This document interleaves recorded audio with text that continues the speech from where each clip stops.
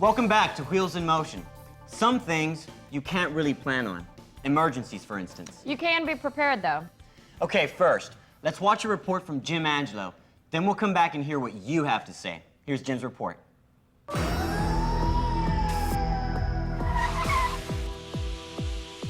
By its very definition, an emergency is something that catches us by surprise.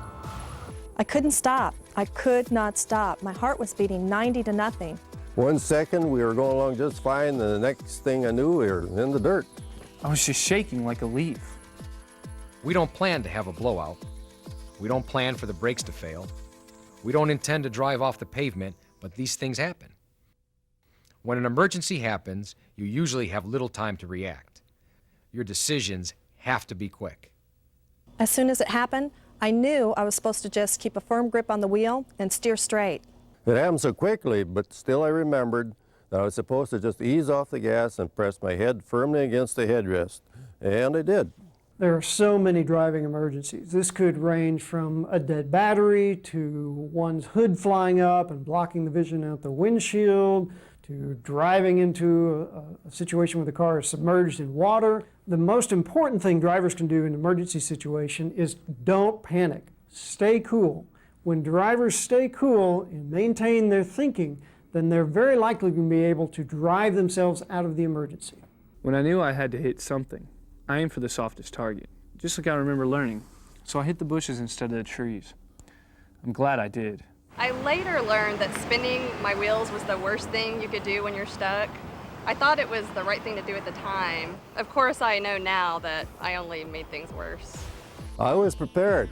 Yes, I was prepared. Thankfully, I was prepared. Unfortunately, I was not prepared. I really don't think I had ever thought about how I would react in a situation like that. I wish I had given it some thought. How prepared are you? This is Jim Angelo. How prepared are we all, indeed? Who hasn't had a flat tire or a dead battery and needed a jump at some point in time? Did you know what to do? That might sound pretty mundane, but wait until you hear what can happen if you jump a battery the wrong way. Joining us is Dr. William Van Tassel. You just saw him in the previous report. Now, Dr. Van Tassel is with the Safety Education Program at Texas A&M University and deals with driving emergencies all the time. Thank you so much for being here, Doctor. We appreciate it. It's good to be here. All right, now first, we're going to talk about emergencies dealing with some kind of mechanical failure. You had a flat tire, your engine overheated, your brakes went out. Then, in a little bit, we'll talk about what happens if your car leaves the road, collisions, and those sorts of emergencies, and even how to interact with others who have had an emergency. You know, problems caused by some of that rubbernecking that goes on. We took our camera out on the street to get some questions from people just like you. Now, Dr. Van Tassel will respond to each and every one of them. All right, let's get started. What should I do if my brakes go out? Dr. Van Tassel, what should we do? Well, there are several things to do. First of all, every driver should know whether you have anti-lock brakes or regular brakes. Yeah, right. I mean, how many people really know? We sent another camera crew out with that question. Yeah, I have anti-lock brakes. I think, wait, anti-lock brakes? No, I don't know. I don't know. What kind of brakes? You got me. Just regular brakes, I guess. I don't know. I didn't know there were different kinds. I'll tell you a secret. It's not really a secret. If your car has anti-lock brakes, it will have a logo that lights up on the dash that says ABS every time you start your car.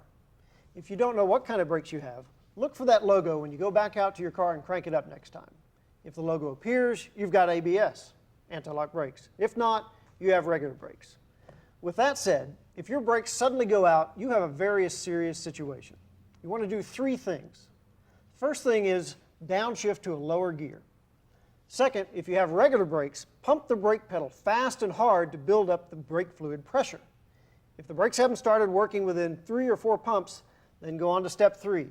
That is, use the parking brake. You need to slow the car down safely but not abruptly. You want to try and gradually apply the parking brake. I might add, if you apply your parking brakes, be ready for the car to skid because the rear end of the car could become light. Drivers should find a safe place and practice stopping with the emergency brake so that you'll be comfortable doing this if you ever have to. What if none of my brakes work? Now, if none of the brakes work, then put the car into a low gear and steer in a safe direction until the car completely rolls to a stop. Keep in mind that you can still steer towards bushes or something soft to avoid hitting a person or something hard if your brakes go out. But be careful not to turn the steering wheel too much, just steer enough to avoid obstacles.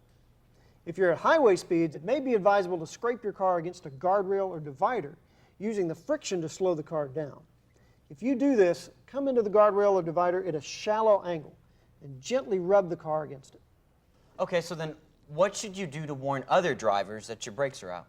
Well, you can honk your horn, you can flash your lights. That's actually good practice in many emergencies. I think I have anti-lock brakes, but I'm not sure I know the right way to use them. I don't think this driver should feel alone. Isn't that pretty common? It is. Not many drivers know how to use anti-lock brakes properly. Any driver who has anti-lock brakes really needs to read the owner's manual to learn more about the proper use of anti-lock brakes. Read the owner's manual? Yeah, right, you say. I know. It doesn't sound like the most exciting thing to do, but honest to goodness, it would only take a few minutes, and believe me, it's worth the time.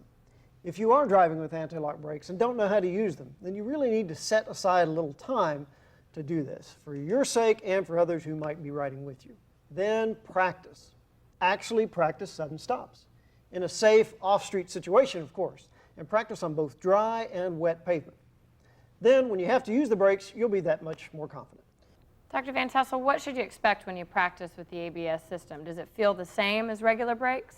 Well, first, the rule of thumb when using anti-lock brakes is when you need brakes, mash the pedal to the floor. In terms of what you might feel, well, most systems will give a lot of feedback in the pedal, some strong vibration. Now, it may feel a little strange, but that's just a sign that the ABS system is working properly. So if your brakes go out and you have anti-lock brakes, what steps should you take? Well, again, this would be a very serious situation. You would need to apply firm, steady pressure to the brake pedal. And that's different from the pumping that you would do with regular brakes. And just like with regular brakes, you'd want to slow the car down safely, but not abruptly. And then go through the same steps we just talked about with regular brakes. Try to gradually apply the parking brake. If none of the brakes work, then put your car into a lower gear and steer in a safe direction until the car comes to a complete stop. Okay, well, let's go back out to the street. What do you do if your tire blows out? Okay, if your tire blows out, you need to hold the wheel firmly and steer straight ahead because the car may want to pull hard left or right. Stay focused straight ahead. You want to slow down gradually, so ease your foot off the gas pedal, but don't use the brakes. Slow down almost to a complete stop, get off the road, turn on your emergency flashers, and finally apply the brakes just when the car is almost stopped. Are you ready for the next question? You bet. All right, let's check it out. How about power steering? What if your power steering goes out? Well, if your power steering goes out, you'll have a hard time turning the wheel. Here's what to do. Keep your hands firmly on the wheel. You might have to turn very hard, right or left. You want to get safely to the side of the road. Now, as with other emergencies, signal, turn on your emergency flashers. And use your horn to alert others that you're having a problem. While you're doing this, lift your foot from the accelerator, but don't brake. It's also a good idea to shift to a lower gear. What if my headlights go out? Well, first, try your dimmer switch. Sometimes that will make the headlights come back on. And if that doesn't work, try the main headlight switch a few times. And if that doesn't work, then turn on your parking lights, your emergency flashers, or your turn signal. Then you need to pull off the road as quickly and safely as possible. Again, leave your emergency flashers on.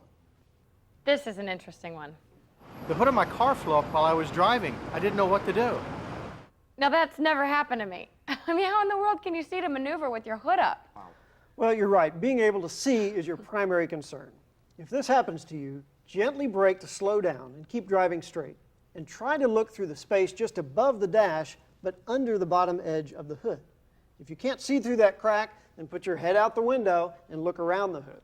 And take advantage of the center line or any other lane markings there. That'll be a good reference point or guide. And as soon as and safely as possible, pull off the road. And of course, put your flashers on. Be safe. My gas pedal got stuck. Well, if your gas pedals get stuck, take these steps. First, shift to neutral, then apply your brakes. Put your emergency flashers on, keep your eyes on the road, looking for a way out. Try to drive safely off the road, and then turn off the ignition. But turn the ignition off only after your vehicle is completely stopped. If you turn the ignition off before the car stops, then you risk losing your power steering, your power brakes, and even locking the steering column. So try to get the gas pedal unstuck, remove the obstruction if there is one. Sometimes you can do this by tapping the accelerator or placing your toe or foot under the pedal and then lifting. I was stuck in mud and couldn't get out. What did I do wrong? No, don't feel bad, buddy. What? I've been there. Okay, I confess, I've been there too. Dr. Van Tassel, what should we all have done? Okay, here's what you should do. And this applies to being stuck in snow as well as mud. You want to shift to low gear and keep the front wheels pointed straight. Gently step on the gas pedal, but don't spin the wheels. And drive forward as far as possible until the car comes to rest. Then shift into reverse and slowly back up as far as possible. Again, don't spin the wheels. Now you repeat. Shift back into low gear and drive forward, and continue to repeat this forward and backing rocking motion until the car rolls free. Now in deep mud or snow, you could put boards, tree branches, or even your vehicle's floor mats under the tires. Of course, do this when the tires are not spinning. Another possible solution is to use chains on your tires. You can keep these in your car or truck, and then you'll have them handy if you ever need them. So is there anything in particular we should know about using chains? Well, in fact, this is where your knowledge of your car really comes into play. You need to know whether your car is front-wheel drive or rear-wheel drive, because the tire chains need to go on the drive wheels. So if you have front-wheel drive, tire chains go on the front tires. For rear-wheel drive, chains go on the rear tires. My engine overheated and there was steam going everywhere. Listen, I've had that happen to me too. You have to be really careful because of the pressure in the radiator, right? I mean, am I right? That's exactly right. If your car begins to overheat, if you see the red engine light come on your dashboard, first turn off your air conditioner. This will lighten the load on the engine. And then turn on your heater. This will draw heat away from the engine. Now, how many of you knew that?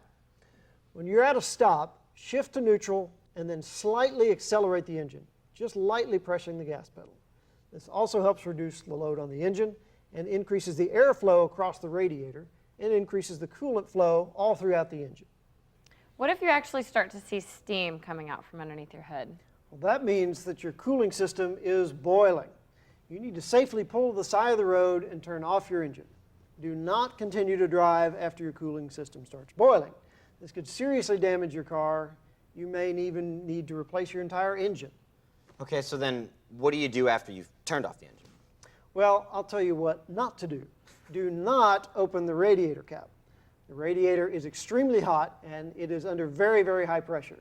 Let the vehicle cool completely before trying to find the cause of the overheating. You could suffer serious burns if you try to open the radiator while the radiator is still hot. What about a flat tire? How do I handle that? That's a great question. Every driver should know how to change a flat tire. First of all, you can find instructions for changing your tire in your owner's manual or possibly even in your trunk. But let's walk through the process. First, be very careful when you first realize you have a flat tire.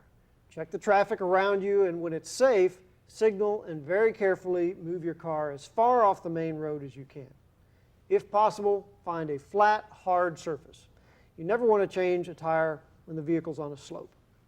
Then put your car in park if it's an automatic, or in reverse if it's a manual shift car. Then turn on your emergency flashers and apply your parking brake. If you have emergency flares, place them at least 100 feet in front of and in back of your vehicle to warn others. And next, have all the passengers get out of the car. Have them exit on the passenger side of the car, and then have them stay off the road and shoulder. Never want them to the rear of the car while the tire is changed. It's also a good idea to block the tire that is diagonally across from the flat tire to keep the car from rolling. You can use a rock or a block of wood in front of the tire as well as right behind the tire. Now, to actually change the tire, you need, of course, the spare tire, a jack, and a lug wrench or tire iron. First, pry off the hubcap so you have access to the lug nuts. Then check your owner's manual to make sure about the best place to put a jack under the car. Well, now jack up the car until the tire is still touching the ground, but you've lifted the suspension a bit. Now, be careful to keep your feet from under the car. Next, you want to loosen but not yet remove the lug nuts. and then using the jack, raise the car until the tire clears the road surface. Now at this point, take the lug nuts off, remove the flat tire, and then put the spare tire on. Then reinstall the lug nuts and tighten them just slightly at this point. Make sure the wheel is sitting flush against the brake hub. Then you can lower the car to the ground with the jack, then finish tightening the lug nuts, put away your tools, and you're done. And it's important to remember to pay close attention to safety issues while changing a tire on the roadway. Now let's take a look at the next scenario. A while ago I was driving and I guess I didn't pay 100% attention to what I was doing and I lost control of the car and the tires completely left the pavement. What's the best way to handle that? Important question. Too many drivers don't handle this situation the right way, and it leads to a crash. If your tires leave the pavement, first, do not jerk the steering wheel back. Instead, if you leave the pavement, ease your foot off the accelerator and gently apply the brakes. Let your vehicle slow down. Then check for traffic, and when it is safe, gently steer back onto the pavement. Well, what should you do if your car catches on fire? Well, that is a scary situation. If you see smoke coming from under your hood, pull off the road and park, and turn off the ignition. Then get away from the car and call the fire department, because trying to put the fire out yourself is dangerous. Can you speak to why it's so important to not try to put the fire out yourself? Well, for example, if a driver opens the hood, the additional oxygen may further enlarge the fire. That would be bad. Next, most drivers don't carry firefighting equipment with them in their cars. Very few people have fire extinguishers, so it's best to leave firefighting to the professionals. What do you do if your engine dies all of a sudden while you're driving? Well, again, look for the best and safest place to get off the road. Turn your signal on and then get off the road or to the curb as fast as you can. Remember, if you have power steering, you will still be able to steer, but it will take a lot more effort to turn the wheel. Likewise, if your power brakes go out, the braking system will still work, but the pressure required will be much greater. So you'll need to use firm, steady pressure on your brakes to bring the car to a complete stop. You can then try to restart your engine. But if your engine won't start, then put your emergency flashers on, raise your hood up, and set out flares if you have them, at least 100 feet in front and in back of your car, and then call or signal or wait for help. Also, you should have your engine checked to have the problem diagnosed and corrected. What if you run out of gas? Well, of course, the best thing is not to run out of gas in the first place. In terms of preventing that, if you're traveling, the best thing to do once you reach a quarter of a tank is to go ahead and fill up. And that will give you a little extra cushion. But if you do run out of gas, go ahead and pull the vehicle off to a safe place along the road and make a call for help. Most states have some sort of roadside assistance program. That's good advice, Doctor. So you ready for another question? You bet. Yeah? Let's go. All right. What should you do when you come across boxes or other debris in the road? Well, debris in the roadway can be a serious hazard. Bags and boxes, for instance, that might look harmless enough could contain heavy materials inside that could damage your vehicle and possibly even cause a crash. That's one reason why it is so important to stay alert and be on the lookout for all kinds of objects on the road. You want to see these things early so that you can avoid them without making sudden, dangerous moves. Sometimes I see deer on the road and other animals. I'm afraid I'm going to hit them and have a wreck. Well, animals on or along the roadway should not be taken lightly. Collisions with animals can cause serious injuries and even death to both people and animals, and of course can cause a lot of damage too. If you are traveling in an area where there are deer, for instance, be extra cautious at dawn and dusk, because deer are most active then. And also, these are times when it's harder for drivers to see. If you see a deer or other animal along the road, slow down and be ready to stop, because the animal could dart right out in front of you. Now, it's best to limit your response to braking only rather than steering left or right. And remember, if there is one deer, then there are likely others nearby. Dr. Van Tassel, you mentioned that if there's something in the road that it's best to limit your response to braking rather than steering left or right. Why is that? Well, if we consider the types of roads where deer and other animals are found, usually they're on narrower roads. And so if a driver introduces steering, then they may find themselves off the road and at greater risk for crashing into a fixed object or even into going into a rollover type of situation. Okay, I know it's probably such a simple thing, but I don't know how to jump a battery. Not too long ago, my battery went dead and a friend of mine and I tried to jump it, but neither one of us knew what we were doing. Sparks were flying everywhere. We got scared and just gave up. Well, don't be embarrassed. You'd be surprised at how many people don't know how to jump a battery. The truth is, even a lot of people who think they know the right way don't really. Okay, Dr. Van Tassel, you told us that this question usually comes up, so we came prepared. We have 2 cars outside, and one of them has a dead battery. Imagine that. So we're going to go outside, and we're going to ask you to demonstrate. Okay? Let's go. All right. Now, everybody should know how to do this. And if you already know how, a little refresher never hurt. I need to pay attention to this. All right, Dr. Van Tassel, you ready? You bet. Excuse me. This is the car with the dead battery. And we've got Renee behind the wheel helping us out. Go ahead and try and crank it up, Renee.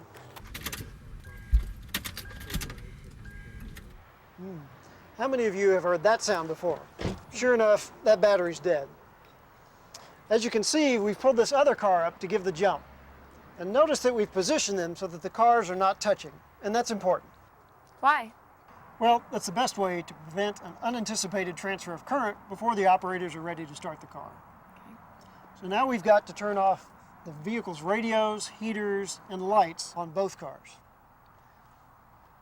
Okay, now we've done that. We've got our jumper cables, which we've got out of the back. Now we need to connect the positive post of the dead battery to the positive post of the live battery. And that's easy to tell. Just look here at the battery. Most posts are clearly marked with a plus sign for the positive side and a minus sign for the negative side. So we want to connect positive to positive. So we'll start by connecting the positive end of the cable to the positive post of the dead battery.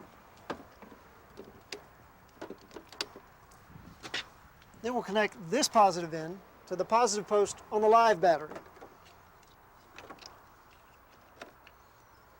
Now for the negatives. We want to connect negative to negative. So we'll take the black end, the negative end, connect this to the negative terminal on the live battery, and then the negative cable here to the post on the dead battery. Now as an option, you can connect this, the negative end, to either the engine block or the frame of the car. So is it really that important to do the cables in that exact order? Well, you're full of questions today, aren't you? Actually, you're asking great questions. It is important to connect positive to positive and negative to negative because a battery's current is designed to only flow in one direction. And if that current is interrupted, we could have a battery explosion. Wow. You wouldn't want that. And the reason we can connect the negative end of the cable to the car's engine block or the frame on the car with a dead battery is that this helps keep the positive and negative cables separated and maximizes the chance of effective grounding. Okay.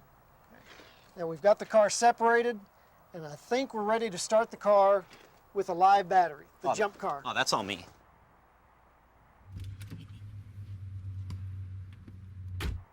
Why do you have to start this car first? Well, that's a good question. By starting the car with the live battery first, it creates a more efficient flow of current. And the alternator of this car is already recharging the battery here so that the flow to the car with the dead battery is going to be stronger than if we did not have this car running. Gotcha. Okay, I think we're ready to start this one up. Renee, go ahead.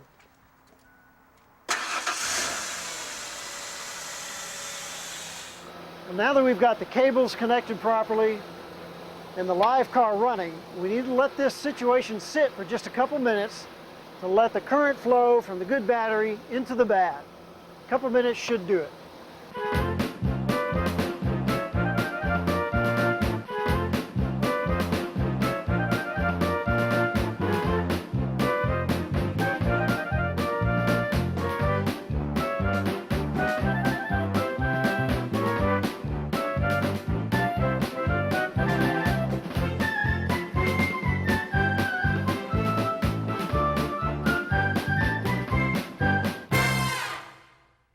Okay, I think we're ready to start the car with the dead battery.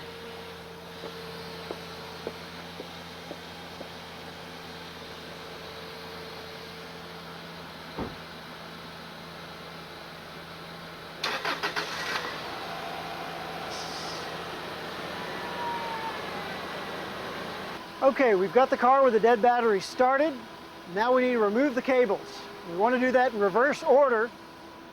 So we'll start by removing the negatives.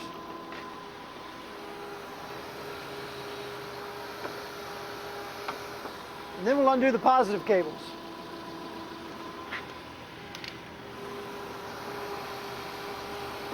Now make sure when you're removing the cables that none of the ends touch. That could result in a spark, maybe even a fire. And if you get any battery acid on your skin or in your eyes or on your car, wash it off with water right away. And also, another cautionary note, don't light any matches or smoke cigarettes near a battery, because the fumes from the battery could cause an explosion. Seems to be running fine. Great. Another point, just because the car with the formerly dead battery is now running, doesn't mean the battery is fine. We're not sure. Still could be something wrong with the battery or the car's electrical system. So before you turn the car off, drive it to a service facility and have the battery and the electrical system fully checked. I think we're finished here. Let's go back inside. All right, we did it. We successfully jump-started a car. Let's check out the next question. My biggest fear is going off a bridge into some water. So what do I do if it happens? Well, if your car plunges into water but does not sink immediately, you can escape through a window. You want to go through a window because a door will be very hard to open with the tremendous pressure of the water. Now, if your car is actually submerged, if it sinks beneath the surface of the water, first, don't panic. You can still escape. Remember, don't panic and take these steps. First, try to get into an air pocket near the roof so you can breathe. Then as more water works its way into the cabin of the car, the interior pressure will increase, making it easier to force a door outward. Once you're in the air pocket, either roll down your window or kick out the rear window. Though this certainly would be a traumatic event, it is so important not to let yourself panic. Once the car goes into the water, you should have several minutes to get out. So stay calm, and you should be able to escape. What if you have electrical windows and you don't have the option of rolling them down?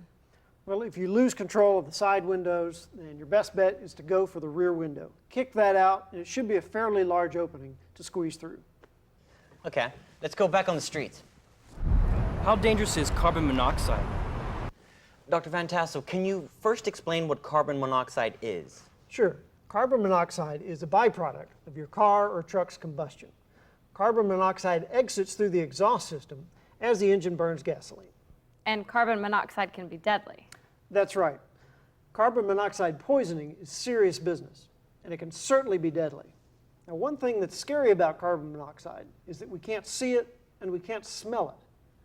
So that just means we have to be alert to the fact that it's coming out of our exhaust system and take precautions to keep away from it. Well, then how can you keep away from it? Well, there are several ways. Carbon monoxide can get inside your car through holes in the exhaust system. So have your exhaust system checked regularly for leaks. Carbon monoxide can come from other cars around you. So you want to keep plenty of distance between you and the car ahead of you. And carbon monoxide can build up when your engine is running in a closed space. So don't run your engine while inside a garage. And you can just generally keep your car well ventilated. That will help. And are there any symptoms? Yes. Sleepiness is a symptom. Dizziness is a symptom. Even an upset stomach is also a symptom of carbon monoxide poisoning. And if you have any of these symptoms, it's possible it could be a result of carbon monoxide poisoning. Now, if this happens, you should get fresh air immediately. We've touched on a number of mechanical emergencies. There's another one that I'd like to discuss. It's not a mechanical emergency, but it's a serious one. It's when, for whatever reason, your tires drop off the pavement onto a soft shoulder, be it gravel or soft dirt. What happens then? What do you do? Well, if you find yourself on a soft shoulder, you have to be very careful when you turn back onto the pavement. One of the most common reasons for cars and trucks to roll over is when a driver's wheels drop off the pavement and then the driver jerks the wheel to try to get quickly back on the pavement. Don't do that. If you do that, your wheels may be more likely to bounce off the road surface. You can lose control and your car can roll over. It does seem that that might be like an instinctive reaction, though. I mean, what should you do? Well, rather than quickly jerking to get back on the pavement, do this instead. First, slow down. Just remove your foot from the gas pedal, then gently press on the brake pedal. And hold the steering wheel firmly so that you position your car so it straddles the road edge. Bring your car to a complete stop and then check for traffic. And get back on the road only when it's safe to do so. Once you've safely returned to the road, resume your normal, safe driving speed. Let's talk about collisions. Okay. Just as there are ways to handle other types of emergencies, there's ways to handle collisions too, isn't that right? That's right. There are definite precautions you can take to decrease the likelihood that you will have a crash in the first place. There are also very helpful steps you can take if you're in a situation where a crash is unavoidable. And we have a report on that very topic. Kimberly Dykeman gives us an overview.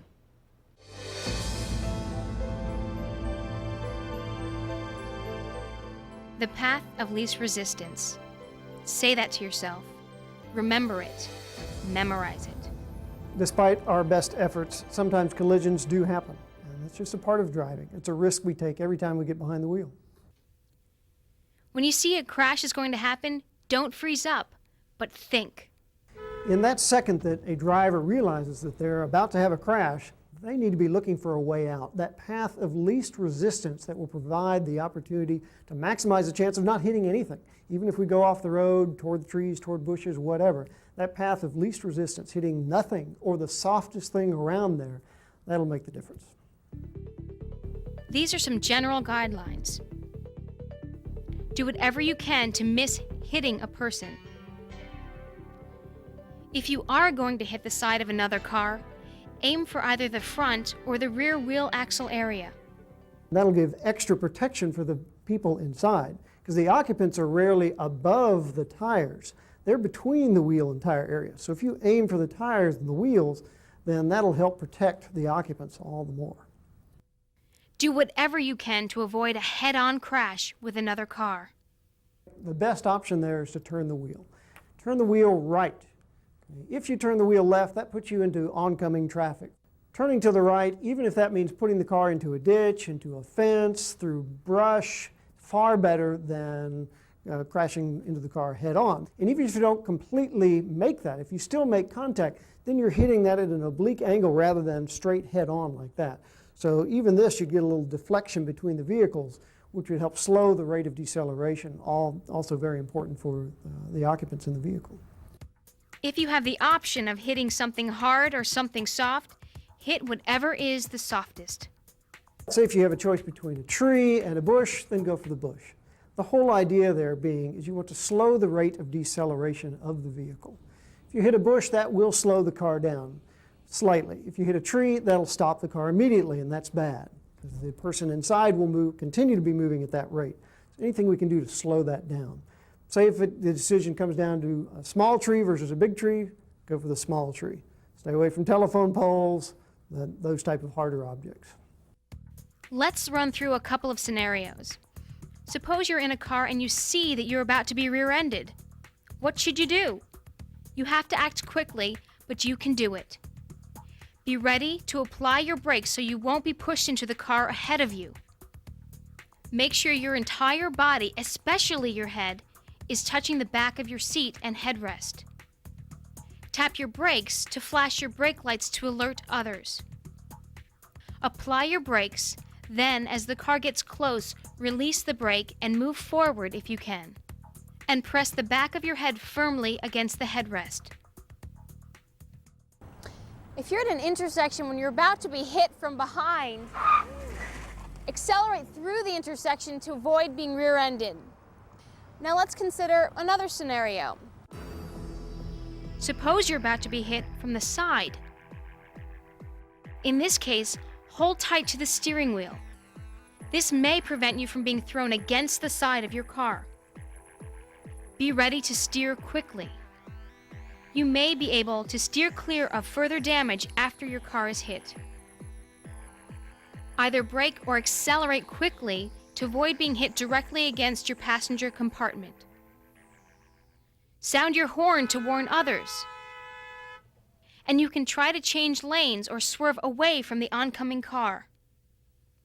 Whatever the circumstances are when you're about to encounter a crash, make sure you do not freeze up. Instead, look for the path of least resistance and then take it. When it comes down to the visual aspect, our eyes tell us where we go. So if we are going off the road and we are, say there's a line of telephone poles along the road, well, most likely we're going to be looking at those telephone poles, specifically the one that's closest to us that we're about to hit. Well, if we're looking at that, that's where the car goes, because our hands follow our eyes when we're driving.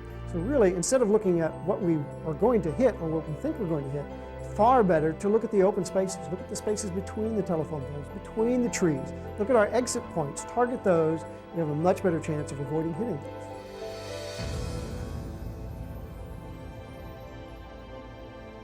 The traffic experts say to continue to look for the path of least resistance, if at all possible, even after initial impact. That's because the impact of the first hit can throw you into the path of more traffic. If you're alert and still have control of your car, you can try to steer clear of these other cars. Dr. Van Tassel, one last question on emergency situations. What advice do you have for a driver who approaches another driver having an emergency? Well, it depends on the situation. But generally, if nobody has yet arrived to help, then stop and assist. Make sure you park your car in as safe a place as possible and turn on your emergency flashers. Drive past the crash and park off the road. Also, don't leave anyone in your parked car if possible. Now, the first priority is to assess the scene. Survey the scene and check to see if anyone is injured. Then call 911 immediately. Better yet, if there's someone else available, send them to call 911 and report back to you that they were successful in reaching emergency medical services. Now, if you know first aid, put those skills to work and wait for emergency medical services. Know that you may get helpful medical information from a person's driver's license. Someone with a medical condition may have had the Department of Public Safety print specific information on the back of their driver's license. If there are already people on the scene and you feel you should not stop, then get out of the way. Rubbernecking only makes for more traffic congestion. I could see how that could pose a problem. I've noticed that sometimes traffic on both sides of the highway backs up around a wreck.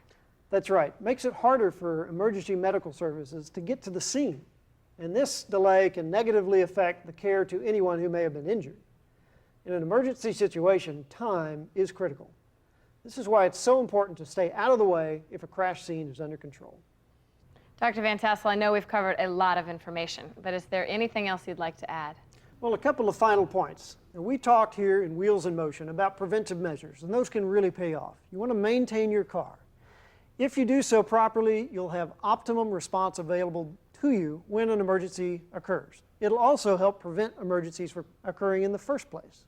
Remember, any vehicle's enemy is heat. It's important to keep those fluids fresh because the engine oil, transmission fluid, all those keep those moving parts protected from heat damage. So you want to keep them fresh and follow the manufacturer's recommendation in terms of frequency of changing those. Next, you want to stay calm. So many situations can get the blood going, the heart rate up, but you want to remain cool in these situations. That way you can think clearly and come out with the best solution in some of these tricky problems. Also, you want to follow the steps we talked about in terms of jump-starting a car, what to do if you lose your power steering or lose your braking ability, or even getting unstuck. Finally, you want to make sure that your speed under all conditions is very appropriate. Don't go too fast and leave yourself a safety cushion that you can use to prevent problems. Doctor, thank you so much for joining us today. We really appreciate it. Thanks. We've learned a lot. Thank you so much for being here. Thank you.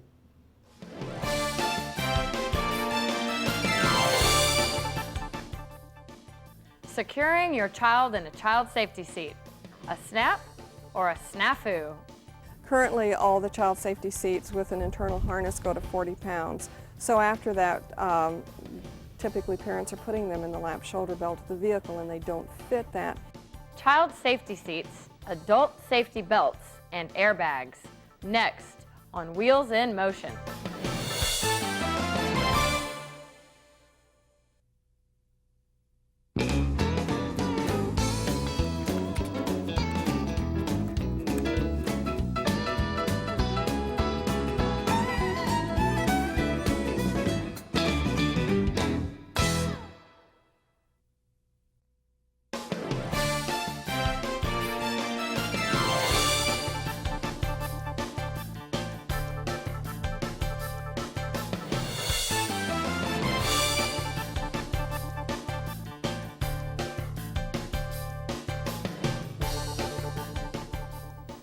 Safety belts and child safety seats save lives. More on child safety seats coming up. But first, the amazing safety belt. Katina McHenry has more. It used to be the only passenger restraint in a car was a lap belt. Shoulder straps finally came along too, but who used them? We were by and large a society of non-seatbelt users. But times change, and thankfully so do some bad habits. It wasn't until the 1980s that the first state in the United States passed a law requiring the use of safety belts. At that time, it is estimated that only 14% of people who rode in cars used safety belts.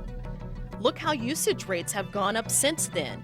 58% in 1994, 69% in 98, and the latest statistics show that approximately 80% of people in the U.S. now use shoulder belt restraints. I always wear my safety belt.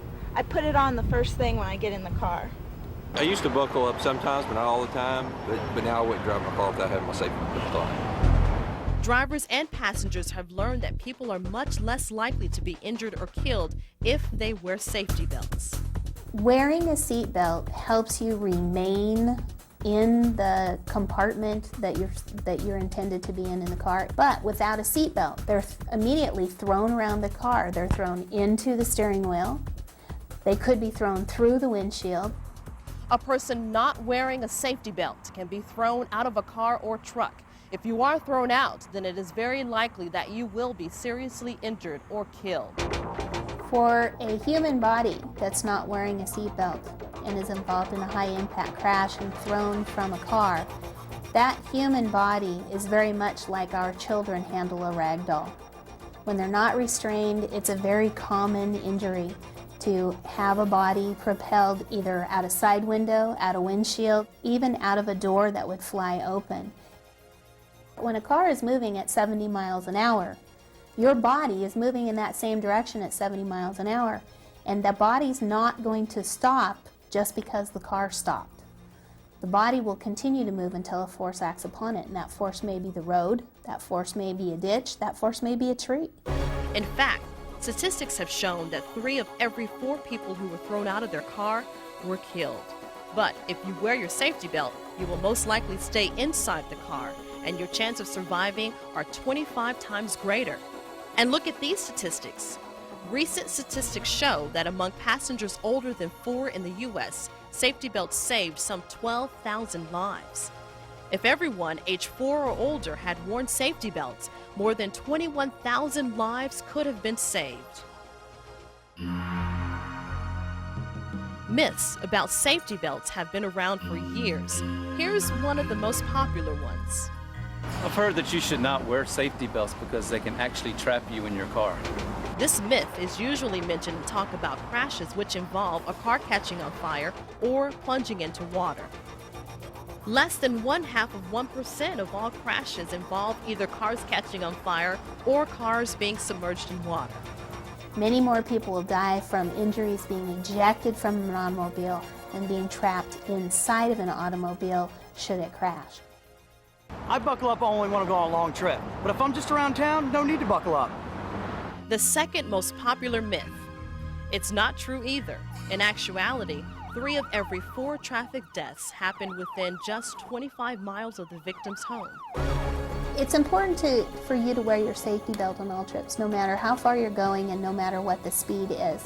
I want you to think for a moment about your head and your brain inside. Would you run your brain into a brick wall at 30 miles an hour? You can die in a crash even if you are driving at 40 miles per hour, or less if you're not wearing a safety belt. Get this, 80%, 8 of every 10 traffic deaths happen in cars traveling less than 40 miles per hour. Yes, I always wear one when I'm in the front seat, but not in the back. I don't believe you need.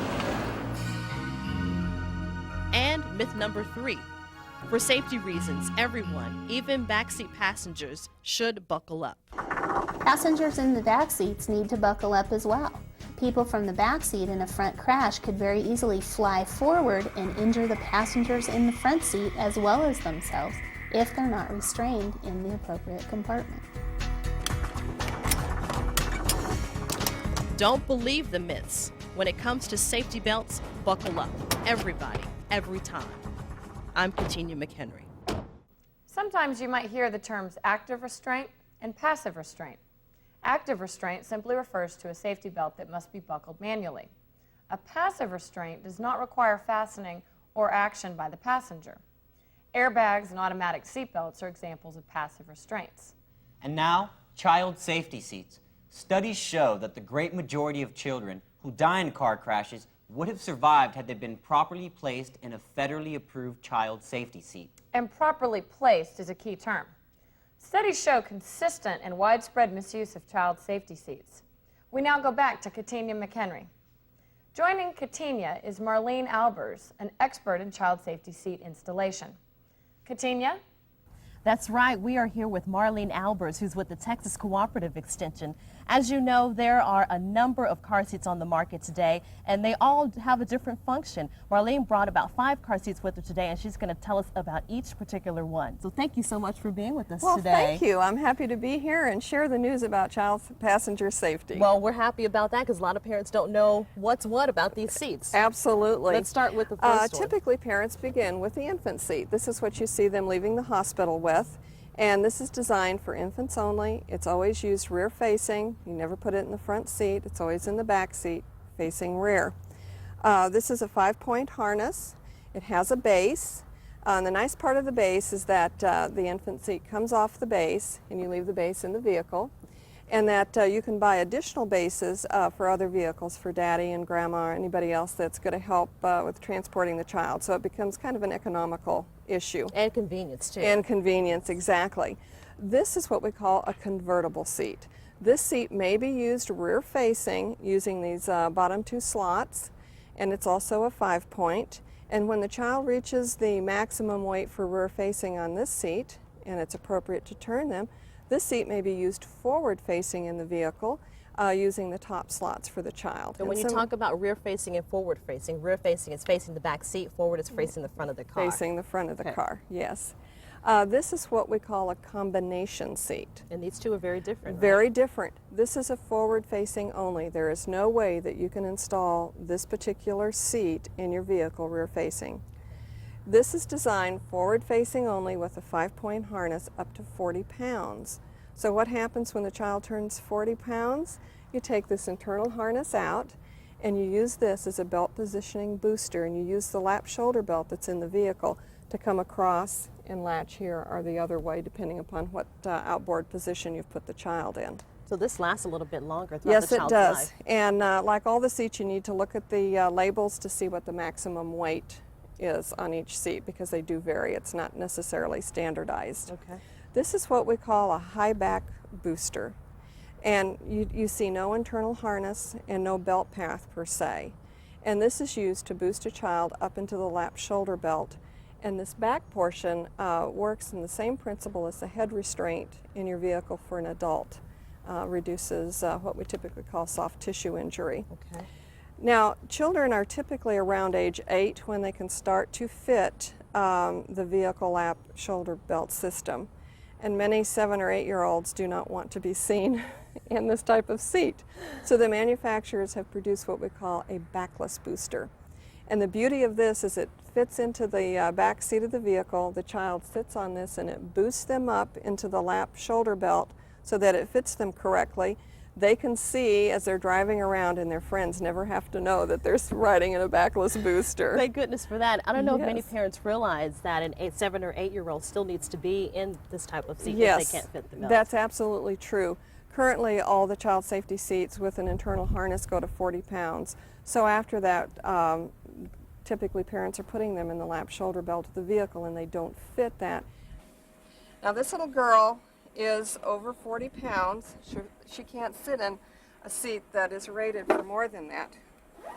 So typically parents are going to put her in a lap shoulder belt, thinking they're doing the best thing. Well, what's the problem here? It cuts into her neck and it's riding up on her tummy. Now how do we tell if a child is old enough to fit the lap shoulder belt system? They have to sit with their bottom all the way at the seat bite. And then their knees need to bend here. Okay. So if we undo this and have her scoot forward until her knees bend, look at the gap that's in there. Right. So she doesn't fit. So what we do is we Why don't you this sit here? backless booster. Okay. Sweetie, can you just jump up into this? And that gives her some height so that she does fit the lap shoulder belt. And it boosts her up into it. And this backless is okay because there's still a head restraint to protect her in the event of a collision. Okay. And then we put this around and we buckle it.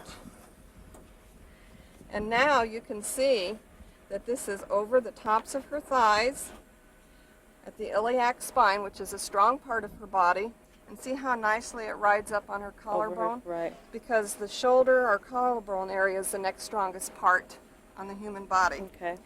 So it boosts her up. Now she can see where she's going, and she's nice and safe. And what is the maximum weight for this particular seat? You told us earlier. Remind us again. It's labeled on the seat, but most of them go to 80 pounds. Okay. A few go to 60 or 65. So you do need to check that. Now, for a booster seat, is it safer to leave them by the door, or should they be They need to in the be middle where in there's the a seat? lap shoulder. Okay. That's a good question. Good. Because if she were in the middle and it was a lap only, she has no upper body protection. Okay. So by putting her on the outboard position, she now has upper body protection as well as lower body protection. Great. All right, good job. Thank you very much, Madeline, and thank you to you, Marlene. Well, it's been my pleasure. You've been great. Well, thank you. Thank you, Katina and Marlene, for that great report on child safety seats. As Marlene explained, you should carefully read the instructions on any child safety seat to make sure you choose the proper seat for your child's height and weight. That's right. It's also important to read your vehicle owner's manual to make certain that the child safety device you purchase is suitable for your automobile. Another restraint that we usually can't see is an airbag. Katina McHenry once again fills us in. They're right there, in the steering wheel and in the dash, poised to pop out, but completely hidden from view. Airbags are not in all cars, but they are in many, including all new cars.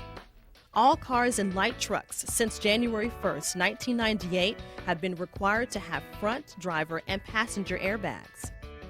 Airbags are now located in various places throughout cars and light trucks.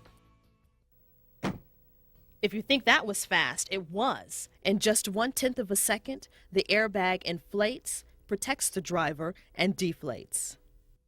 Let's watch one more time. See how the airbag keeps the driver from hitting the steering wheel?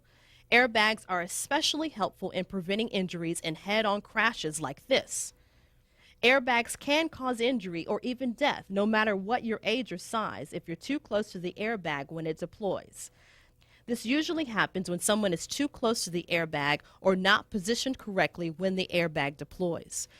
For instance, a passenger resting his feet on the dashboard could be a likely candidate for injury. If they're involved in a crash situation where the airbag deploys, they're probably going to suffer some kind of a crush injury or certainly a serious break to ankles, toes, things like that. Seat belts help you stay in the proper position and help you to keep the correct distance from the airbag. But they don't do all the work. You must still use good judgment. Anyone older than age 12, whether a passenger or a driver, should be at least 10 inches away from the airbag. Reach their hands out, and when their wrists just drop over the steering wheel, that gives us about the right amount of space between the chest area and that steering wheel where the airbag might deploy. Anyone 12 or younger should sit in the back seat. This is the safest area for children at all times. To ensure the safety of your little ones, never put a rear-facing restraint in the front seat if there's an active airbag in front of that seat. If you have no choice but to put the baby in the front seat, then deactivate the passenger side airbag system and then secure the baby in a child safety seat according to the manufacturer's instructions. Remember, airbags are there for your protection. If you don't use good judgment when positioning yourself or small children near airbags, you could be seriously injured. I'm Katina McHenry. While child safety seats and safety belts are required inside a car or truck, remember, folks on motorcycles have some protection requirements too. In Texas, motorcyclists and their passengers are required by law to wear helmets that meet certain safety standards adopted by the Texas Department of Public Safety. The only exceptions to wearing a helmet are these. If a motorcyclist is age 21 or older and has successfully completed a motorcycle operator training and safety course approved by the state of Texas, or if the motorcyclist is covered by a health insurance plan that provides at least the minimum requirements in medical benefits for injuries resulting from a motorcycle crash. Protective clothing such as gloves, jackets, boots, and long pants also can help protect a motorcyclist.